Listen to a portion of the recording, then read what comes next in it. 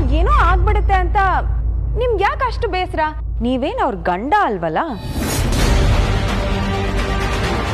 ನೀವು ಶಿವಾನಿ ಅವ್ರನ್ನ ಕಾಯಕ್ಕಂತ ಹೋಗ್ತಾ ಇದ್ದೀರಾ, ಆದ್ರೆ ಮನೇಲಿ ನಾವಿಷ್ಟು ಜನ ಇದ್ದೀವಿ. ನೀವಿಲ್ದೇ ಇರುವಾಗ ನಮ್ಗೇನಾದ್ರೂ ತೊಂದರೆ ಆದ್ರೆ ಏನ್ ಕತೆ? ಏನ್ ತೊಂದರೆ ಆಗತ್ತೆ? ನೆನ್ನೆ ತಾನೇ ಇಲ್ಲಿ ಒಂದು ದೊಡ್ಡ ಹಾವಿತ್ತು ಗೊತ್ತಾ?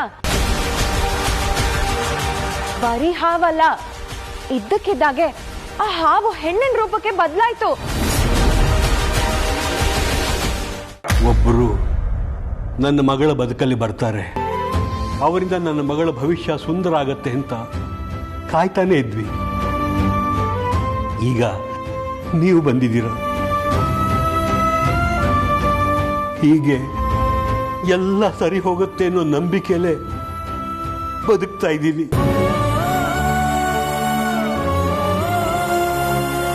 ಎಷ್ಟೇ ನೋವಿದ್ರು ನಗ್ನಗ್ತಾನೆ ಇರ್ತೀಯಲ್ಲ ಮಯೂರಿ. ನೋವು ನಮ್ದಕ್ಕ, ಕೊಡೋ ನಗು ಬೇರೆಯವ್ರಿಗಲ್ವಾ, ಅದಕ್ಕೆ ಯಾವಾಗ್ಲೂ ನಗ್ತಾ ಇರ್ತೀನಿ.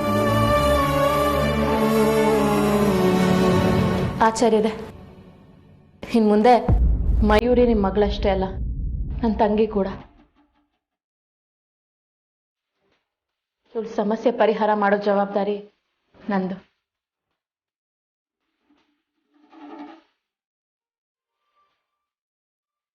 ಹೋಗಿ ಬರ್ತೀನಿ. ಒಳ್ಳೇದು, ಹೋಗಿ ಬನ್ನಿ.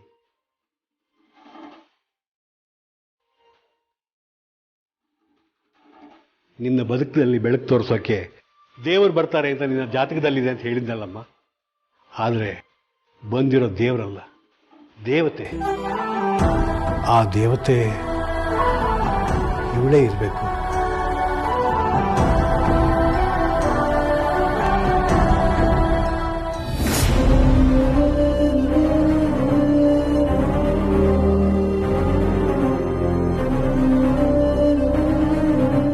ಮೋಹಿನಿ, ನಮ್ಮಿಬ್ಬರ ಮಧ್ಯೆ ವೈಮನಸ್ಸು ಬೇಕಾ? ಸಿಟ್ಟು ಕೋಪ ಬೇಕಾ? ಈ ಸಿಟ್ಟು ಈ ಕೋಪ ನಮ್ಮ ಪ್ರೀತಿಯನ್ನು ಸುಟ್ಟು ಹಾಕಬೇಕು. ನಿನಗೆ ಯಾಕೆ ಇದು ಅರ್ಥವಾಗುತ್ತಿಲ್ಲ? ನಾವು ಬದುಕಿದ್ದ ಮಾತ್ರಕ್ಕೆ ನಮ್ಮ ಪ್ರೀತಿ ಬದುಕಿರುತ್ತೆ ಎಂದು ಏಕೆ ಅಂದುಕೊಂಡಿದ್ದೀಯಾ? ನಾವು ಬದುಕಿದ್ದ ಮೇಲೆ ನಮ್ಮ ಪ್ರೀತಿ ಬದುಕಲೇಬೇಕಲ್ಲವೇ? ನಾವು ಸತ್ತಂತೆ ಇರುವಾಗ ನಮ್ಮ ಪ್ರೀತಿ ಬದುಕುತ್ತದೆಯೇ?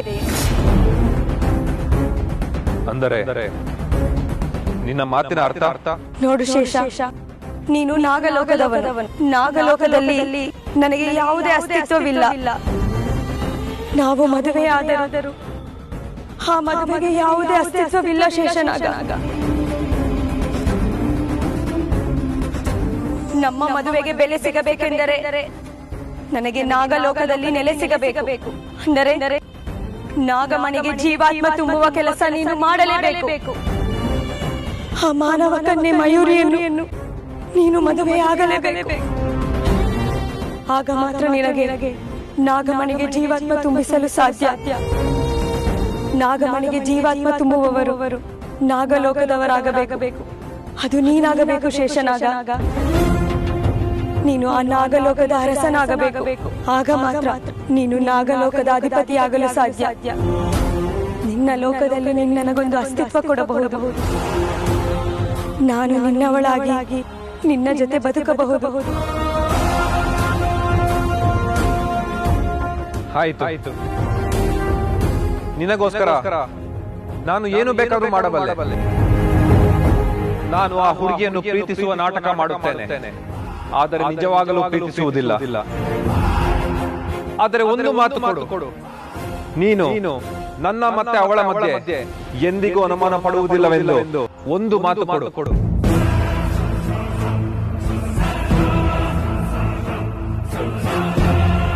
ನಮಗೋಸ್ಕರ, ನಮ್ಮ ಪ್ರೀತಿಗೋಸ್ಕರ ಮಾಡುತ್ತಿರುವ ಯಜ್ಞ ಅಷ್ಟೇ. ಈ ಯಜ್ಞದಲ್ಲಿ ನಮಗೆ ಫಲ ಸಿಗಬೇಕು. ನಮ್ಮ ಪ್ರೇಮ ಯಜ್ಞದಲ್ಲಿ ಅವಳು ಆಹುತಿ ಆಗಬೇಕು ಅಷ್ಟೇ. ಯಾವುದೇ ಕಾರಣಕ್ಕೂ ನಾನು ನಿನ್ನ ಮೇಲೆ ಅನುಮಾನ ಪಡುವುದಿಲ್ಲ. ಹಾಗೆ ನೀನು ಕೂಡ ನನ್ನ ಮಾತು ಮೀರಬಾರದು.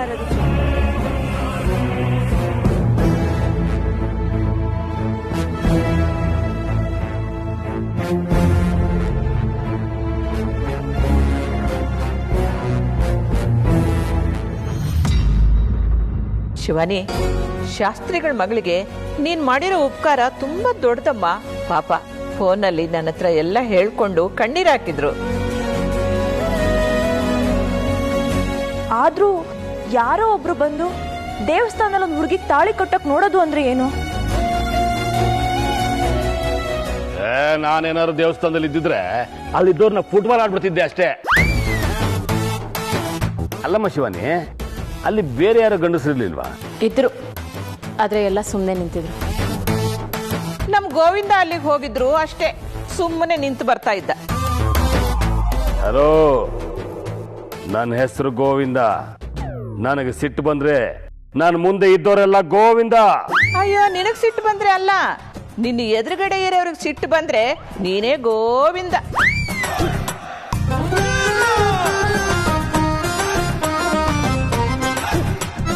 ಅಲ್ಲಮ್ಮ, ಯಾರೋ ಒಬ್ಬ ದೇವಸ್ಥಾನದಲ್ಲಿ ತಾಲಿ ಹಿಡ್ಕೊಂಡು ಓಡಾಡೋದು ಅಂದ್ರೇನು?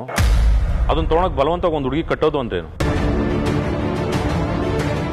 ಅವನೊಬ್ಬ ದುಷ್ಟ ಆಗಿರ್ಬೇಕು, ಇಲ್ಲ ಮನೋರೋಗಿ ಆಗಿರ್ಬೇಕು ಅಷ್ಟೇ. ತಾಳಿ ಕೈಯಲ್ಲಿ ಹಿಡ್ಕೊಂಡು ಕಟ್ತೀನಿ ಅಂದವರೆಲ್ಲ ಕೆಟ್ಟವರಾಗಿಲ್ಲ ನಂದೀಶ. ನಮ್ ತ್ರಿಶೂಲನು ಅಷ್ಟೇ, ಶಿವಾನಿಗೆ ತಾಳಿ ಕಟ್ತೀನಿ ಅಂತ ತಾಳಿನ ಜೇಬಲ್ಲೇ ಇಟ್ಕೊಂಡು ತಿರುಗಾಡ್ತಾ ಇದ್ದ ಅಲ್ವಾ?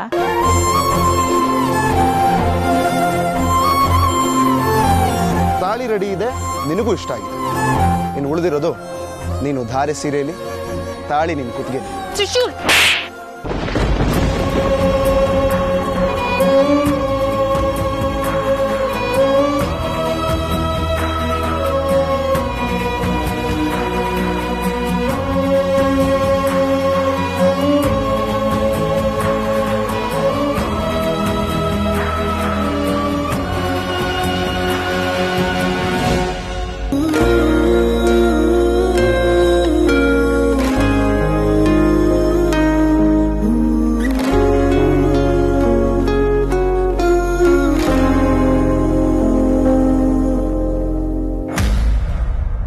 ಶಿವಾನಿ ಅವರೇ, ಏನು ಸೂಪರ್ ರೀ ನೀವು. ಯಾಕೆ? ಯಾಕೆಂದ್ರೆ ಒಬ್ಬನ ಜೊತೆ ಹೊಡೆದಾಡಿ ಒಂದು ಹುಡುಗಿನ ಕಾಪಾಡಿದಿರಲ್ಲ, ಗ್ರೇಟ್.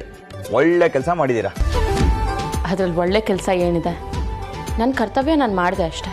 ಇಷ್ಟೊಂದು ದೊಡ್ಡ ಇನ್ಸಿಡೆಂಟ್ ನಡೆದಿದೆ ಹೇಳಿದ್ರೆ ನಾನು ಬರ್ತಿದ್ನಲ್ಲ. ಸುಮ್ಮನೆ ನಿಮಗೆ ಯಾಕೆ ತೊಂದರೆ ಅಂತ. ನಾಳೆ ದಿನ ಅವರು ನಿಮ್ಮ ಮೇಲೆ ದ್ವೇಷ ಇಟ್ಕೊಂಡು ಏನಾದರೂ ತೊಂದರೆ ಕೊಟ್ರೆ? ನನ್ನ ಮೇಲೆ ಅಷ್ಟೊಂದು ಕನ್ಸನ್ನ?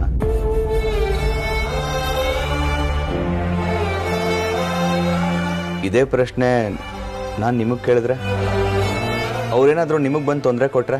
ದೇವ್ರಿದ್ದಾನೆ. ನೀವು ಗ್ರೇಟ್ ಬಿಡಿ. ನಿಮ್ಮಂತ ಹೆಂಡತಿ ಪಡೆಯೋದಕ್ಕೆ ತ್ರಿಶೂಲ್ ತುಂಬ ಪುಣ್ಯ ಮಾಡಿದ್ದ. ಎಷ್ಟೊಂದು ಕೇರ್ ಮಾಡ್ತೀರಾ ಅಲ್ವಾ? ನನ್ನ ಕಣ್ಣು ಮುಂದೆ ಅನ್ಯಾಯ ನಡೀತಾ ಇದ್ರೆ ಇನ್ನೊಬ್ರು ಬಂದು ಸಹಾಯ ಮಾಡಲಿ ಅಂತ ನಾನು ಕಾಯ್ಕೊಂಡು ಕೂರೋಳಲ್ಲ. ಅದು ಒಂದು ಹೆಣ್ಣಿನ ಮಾನದ ವಿಷಯಕ್ಕೆ ಬಂದರೆ ಅದನ್ನು ಹೇಗೆ ತಡೆಗಟ್ಬೋದು ಅಂತ ನಾನು ಯೋಚನೆ ಮಾಡ್ತೀನಿ, ಪ್ರಯತ್ನ ಪಡ್ತೀನಿ. ಅನ್ಯಾಯ ನಡೀತಿದ್ರೆ ಅದನ್ನು ತಡೆಯೋದಕ್ಕೆ ನನ್ನ ಜೀವ ತ್ಯಜಿಸೋಕ್ಕೂ ನಾನು ಯೋಚನೆ ಮಾಡೋದಿಲ್ಲ.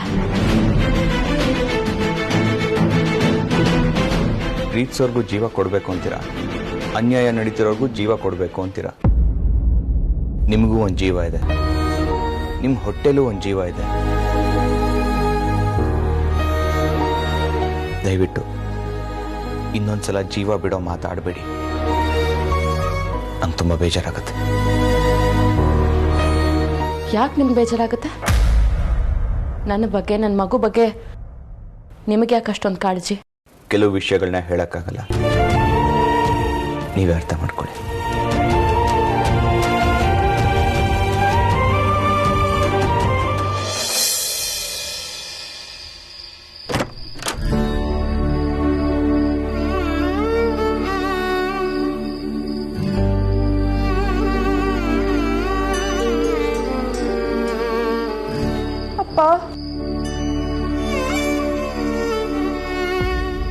ಮಯೂರಿ, ಬಾ ಅಮ್ಮ.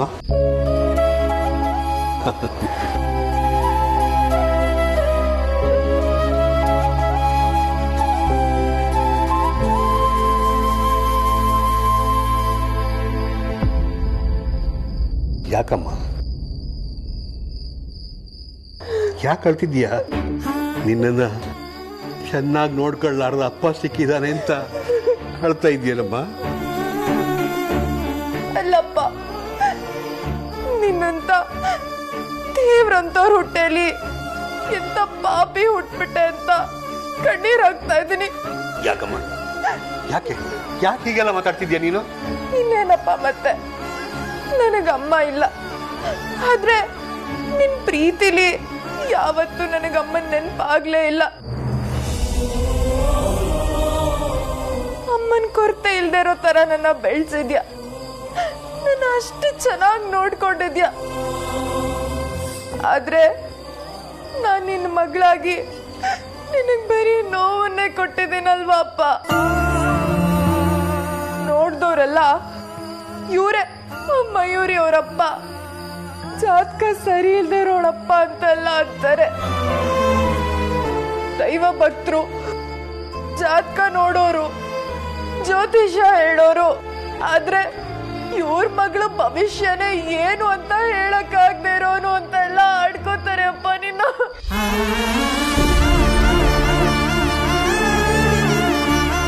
ಇದೆಲ್ಲ ನಾನು ನಿನ್ ಮಗಳಾಗಿದ್ದಕ್ಕೆ ತಾನೆ, ನಿನ್ ಜಾತಕ ಸರಿ ಇಲ್ದಿದ್ದಕ್ಕೆ ತಾನೆ.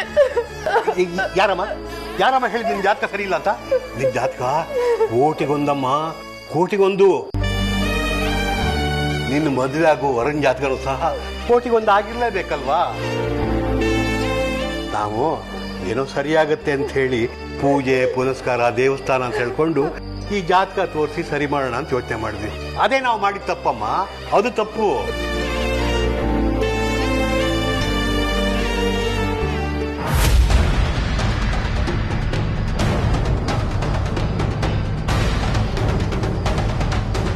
ಮೋಹಿನಿ, ಇದು ಯಾವ ಜಾಗ? ಇದೇ ಅವಳ ಮನೆ. ಯಾರ ಮನೆ? ನೀನು ಮದುವೆ ಆಗಬೇಕಾದ ಆ ಕನ್ಯೆಯ ಮನೆ. ಇಲ್ಲಿಗೆ ಬಂದಿದ್ದೀವಿ? ನೀನೊಂದು ಕಡೆ ಅವಳೊಂದು ಕಡೆ ಇದ್ದರೆ ನಿಮ್ಮಿಬ್ಬರ ಮಧ್ಯೆ ಪ್ರೀತಿ ಹುಟ್ಟಲು ಸಾಧ್ಯವಾಗುವುದಿಲ್ಲ. ಅದು ನಮ್ಮ ಗುರಿಗೆ ತಡೆಯಾಗುತ್ತದೆ. ಗೊತ್ತಾಯ್ತು. ಈಗ ಅವಳು ನಿದ್ದೆಗೆ ಜಾರಿರುತ್ತಾಳೆ. ಅವಳನ್ನು ಅಪಹರಿಸಿ ಮದುವೆ ಆಗುವುದು ತಾನೇ ನಿನ್ನ ಉಪಾಯ? ನಾನು ಈಗಲೇ ಹೋಗಿ ಅವಳನ್ನು ಎತ್ತಿಕೊಂಡು ಬರುವೆ. ನಿನಗೆ ಬುದ್ಧಿ ಇಲ್ಲವೇ ಶೇಷನಾಗ? ಅವಳನ್ನು ಬಲವಂತವಾಗಿ ಮದುವೆ ಆಗು ಎಂದು ನಾನು ಹೇಳಲಿಲ್ಲ, ಅವಳನ್ನು ಪ್ರೀತಿಸಿ ಮದುವೆ ಆಗು ಎಂದು ಹೇಳಿದೆ. ಬಲವಂತವಾಗಿ ಮದುವೆ ಆದರೆ ಅದು ಭೀತಿಯನ್ನು ಹುಟ್ಟಿಸುತ್ತದೆ, ಪ್ರೀತಿಯನ್ನು ಅಲ್ಲ. ಅದು ನಮ್ಮ ಗುರಿಗೆ ತೊಂದರೆಯಾಗುತ್ತದೆ. ಈಗ ನಾನು ಏನು ಮಾಡಬೇಕು? ಭೀತಿ ಇರುವ ಅವಳ ಮನಸ್ಸಲ್ಲಿ ಪ್ರೀತಿ ಹುಟ್ಟಿಸಬೇಕು. ನಿನ್ನ ಮಾಯಾ ಶಕ್ತಿಯಿಂದ ಇದನ್ನೆಲ್ಲ ಮಾಡಲು ಸಾಧ್ಯವಿಲ್ಲವೇ? ಪ್ರೀತಿಯೇ ಒಂದು ಮಾಯೆ. ಬಲವಂತವಾಗಿ ಯಾರ ಮನಸ್ಸಿನಲ್ಲೂ ಪ್ರೀತಿ ಹುಟ್ಟಿಸಲು ಸಾಧ್ಯವಿಲ್ಲ. ಅದು ತಾನಾಗಿಯೇ ಹುಟ್ಟಬೇಕು, ತಾವಾಗಿಯೇ ಹುಟ್ಟಿಸಿಕೊಳ್ಳಬೇಕು. ಅದನ್ನು ನೀನು ಮಾಡಬೇಕು. ನೀನು ಅವಳ ದಿನಚರಿಗಳನ್ನು ಗಮನಿಸು, ಆಗ ನಿನಗೆ ಸಾಧ್ಯವಾಗುತ್ತದೆ. ಸರಿ, ನಾನಿನ್ನು ಬರುತ್ತೇನೆ. ಮೋಹಿನಿ, ಇರು, ನಾನು ನಿನ್ನೊಂದಿಗೆ ಬರುವೆ. ನೀನ್ ಯಾವಾಗಲೂ ನನ್ನೊಂದಿಗೆ ಇದ್ದರೆ ಆ ಮಯೂರಿಯನ್ನು ಹೇಗೆ ವರಿಸುವೆ? ನೀನು ಅವಳನ್ನು ಗೆಲ್ಲಬೇಕೆಂದರೆ ನೀನು ಇಲ್ಲಿಯೇ ಇರಬೇಕು. ನಿನ್ನ ಪ್ರಯತ್ನ ಮುಂದುವರೆಸು. ಬರುತ್ತೇನೆ.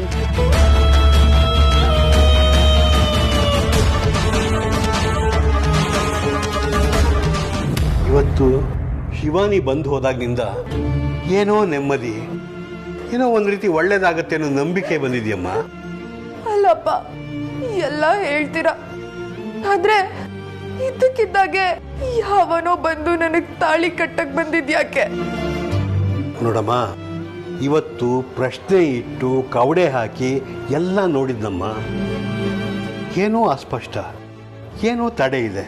ಆದ್ರೆ ಒಂದಂತೂ ನಿಜ, ಒಳ್ಳೆ ಕಾಲ ಬರ್ತಾ ಇದೆಯಮ್ಮ. ಆದ್ರೆ ಈ ಸಮಯದಲ್ಲಿ ನಿನಗೆ ಒಳ್ಳೆಯವ್ರ ಬೆಂಬಲ ಎಷ್ಟಿರ್ತೋ ಕೆಟ್ಟವ್ರ ಕಾಟ ಕೂಡ ಅಷ್ಟೇ ಇರ್ತವೆ. ಎರಡು ದಾರಿನ ಆಯ್ಕೆ ಮಾಡ್ಕೊಳ್ಳೋ ಸಮಯ ಬಂದಿದೆ. ಒಳ್ಳೆ ದಾರಿನ ಆಯ್ಕೆ ಮಾಡಿಕೊಂಡ್ರೆ ಒಳ್ಳೇದಾಗುತ್ತೆ, ಕೆಟ್ಟ ದಾರಿ ಆಯ್ಕೆ ಮಾಡಿಕೊಂಡ್ರೆ ಕೆಟ್ಟದಾಗುತ್ತೆ. ಇದನ್ನ ನೀನೇ ಆರಿಸ್ಕೋಬೇಕು ಮಗಳೇ, ಎಚ್ಚರವಾಗಿರ್ಬೇಕು. ನೋಡು, ಇವತ್ತೇನು ಕೆಟ್ಟ ಘಟನೆ ನಡೆದು ಹೋಯ್ತು. ನೀನು ಯಾವುದಕ್ಕೂ ಹೆದರಬೇಡ. ಅಷ್ಟೇ ಅಲ್ಲ, ನಿನಗೇನಾದರೂ ಸಹಾಯ ಬೇಕು ಅಂದರೆ ನಮಗೆ ಗೊತ್ತಿರೋರು ಯಾರಾದರೂ ಇದ್ದರೆ ಅವ್ರ ಕೈಲಿ ಯಾವಾಗ ಬೇಕಾದರೂ ಸಹಾಯ ಕೇಳ್ಬೋದು. ನಾನು ಎಲ್ರಿಗೂ ಹೇಳಿದ್ದೀನಿ. ಹಾಗೆ ಒಂದು ಮೊಬೈಲ್ ಕೊಡಿಸ್ತೀನಿ. ಆ ಮೊಬೈಲ್ ಯಾವಾಗಲೂ ನಿನ್ನ ಜೊತೆಲಿ ಇಟ್ಕೊಂಡಿರು. ಏನಾದ್ರು ತೊಂದರೆ ಆಯಿತು ಫೋನ್ ಮಾಡು. ಅಪ್ಪ, ಆದ್ರೆ ನೀವೇ ಮೊಬೈಲ್ ತಗೊಳಕ್ ಬೇಡ ಅಂದಿದ್ರಿ. ಔಷಧಿಗೆ ಅಂದರೆ ನಾಗರ ಹಾವಿನ ವಿಷಾನು ಉಪಯೋಗ ಬರ್ತಮ್ಮ. ಅಂಥದ್ರಲ್ಲಿ ಮೊಬೈಲ್ ಯಾವ ದೊಡ್ಡ ತೊಂದರೆ? ನೋಡು, ನಾನು ಹೇಳ್ದಂಗೆ ಕೇಳು. ನೀನು ಮೊಬೈಲ್ ಇಟ್ಕೊಂಡಿರು ಯಾವಾಗಲೂ, ಆಯ್ತಾ? ಹುಷಾರು. ಸರಿಪ್ಪ, ಸರಿ, ನೀವು ಮಲ್ಕೊಳ್ಳಿ, ನಾನು ಹೋಗಿ ಮಲ್ಕೊಂತೀನಿ. ಹುಷಾರಮ್ಮ. ನಾ ಮಲ್ಕೊಳ್ತೀನಿ. ಸರಿ.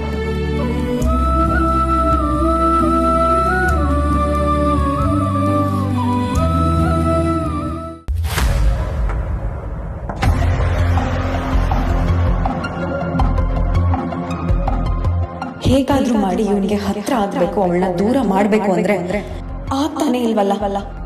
ಯಾವಾಗ ನೋಡಿದ್ರು ಇವನು ಅವಳ ಕಡೆಗೆ ವಾಲ್ತಾ ಇದ್ದಾನೆ. ನಾನೇ ಆದಿಶೇಷ, ನಾನೇ ಅಭಯ ರೂಪದ ತ್ರಿಶೂಲ್ ಅಂತ ಅವಳ ಹತ್ರ ಹೇಳ್ತಾನೂ ಇಲ್ಲ. ಹೇಳ್ದೆ ಇರೋದಕ್ಕೆ ಕಾರಣ ಆದ್ರೂ ಏನು? ಇಷ್ಟಕ್ಕೂ ವೇಷ ಮರೆಸ್ಕೊಂಡು ಈ ಮನೆಗೆ ಬಂದಿರೋ ಉದ್ದೇಶ ಆದ್ರೂ ಏನಿರ್ಬೋದು?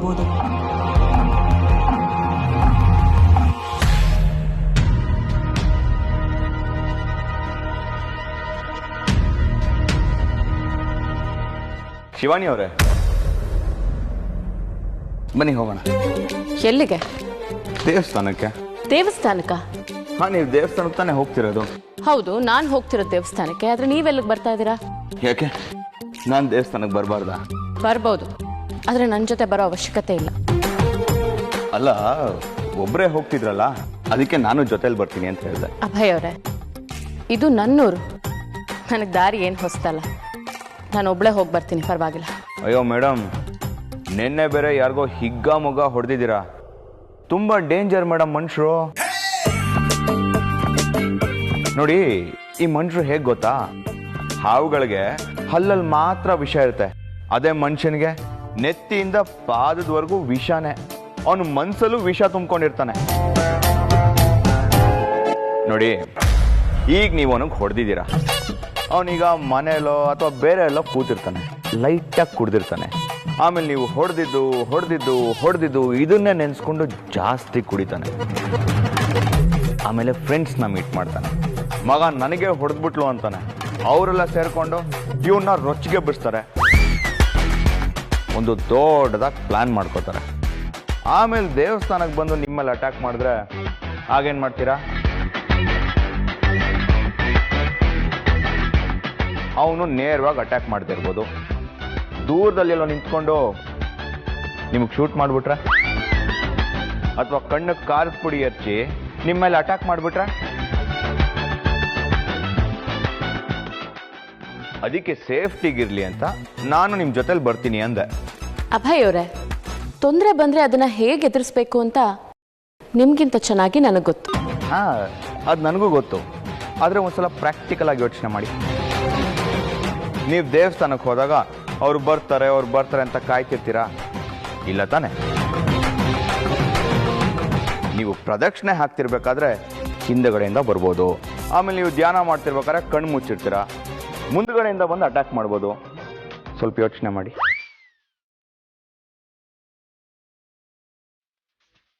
ಅದಕ್ಕೆ ನಿಮಗೆ ಕಣ್ಣಾಗಿ, ಕಿವಿಯಾಗಿ, ಮನಸ್ಸಾಗಿ ನಿಮ್ಮನ್ನ ಕಾಯಕ್ಕೆ ನಾನು ನಿಮ್ಮ ಜೊತೆ ಬರ್ತೀನಿ ಅಂತ ಹೇಳ್ತಿರೋದು.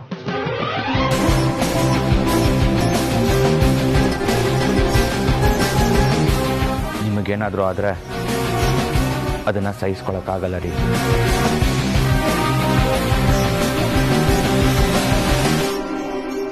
ಅಭಯ್ ಸರ್,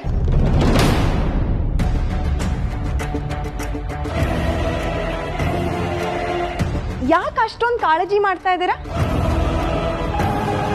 ಅಲ್ಲ, ಅವ್ರಿಗೇನೋ ಆಗ್ಬಿಡುತ್ತೆ ಅಂತ ನಿಮ್ಗೆ ಯಾಕೆ ಅಷ್ಟು ಬೇಸರ? ನೀವೇನು ಅವ್ರ ಗಂಡ ಅಲ್ವಲ್ಲ?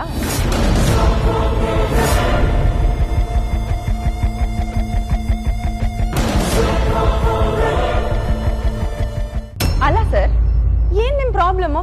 ಅವ್ರ ಪಾಪ ಗಂಡ ಕಾಣಿಸ್ತಾ ಇಲ್ಲ ಅಂತ ದೇವಸ್ಥಾನಕ್ಕೆ ಪೂಜೆ ಮಾಡಕ್ ಹೋಗ್ತಾ ಇದ್ದಾರೆ. ಅಲ್ಲೂ ನೀವ್ ನೆಮ್ಮದಿ ಕೊಡಲ್ವಾ?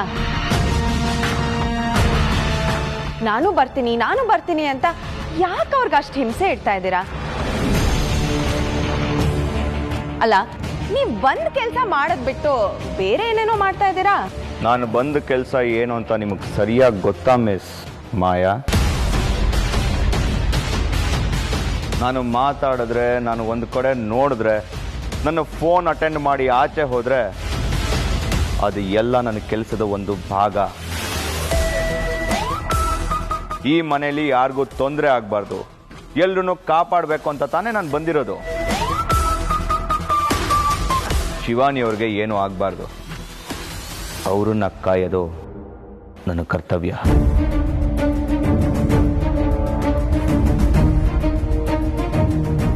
ಅದಕ್ಕೆ ಅವ್ರ ಜೊತೆ ನಾನು ಹೋಗ್ತೀನಿ ಅಂತ ಹೇಳ್ತಿರೋದು. ಅದ್ರ ಮಧ್ಯೆ ನಿಮ್ದೇನ್ರಿ ಪ್ರಾಬ್ಲಮ್? ಅಲ್ಲ, ನೀವು ಶಿವಾನಿ ಅವ್ರನ್ನ ಕಾಯಕ್ಕಂತ ಹೋಗ್ತಾ ಇದ್ದೀರಾ, ಆದ್ರೆ ಮನೇಲಿ ನಾವೆಷ್ಟು ಜನ ಇದ್ದೀವಿ. ನೀವ್ ಇಲ್ದೇ ಇರುವಾಗ ನಮ್ಗೇನಾದ್ರೂ ತೊಂದರೆ ಆದ್ರೆ ಏನ್ ಕತೆ? ಏನ್ ತೊಂದರೆ ಆಗತ್ತೆ? ನೆನ್ನೆ ತಾನೇ ಇಲ್ಲಿ ಒಂದು ದೊಡ್ಡ ಹಾವಿತ್ತು ಗೊತ್ತಾ? ಬರೀ ಹಾವಲ್ಲ, ಇದ್ದಕ್ಕಿದ್ದಾಗೆ ಆ ಹಾವು ಹೆಣ್ಣಿನ ರೂಪಕ್ಕೆ ಬದಲಾಯ್ತು.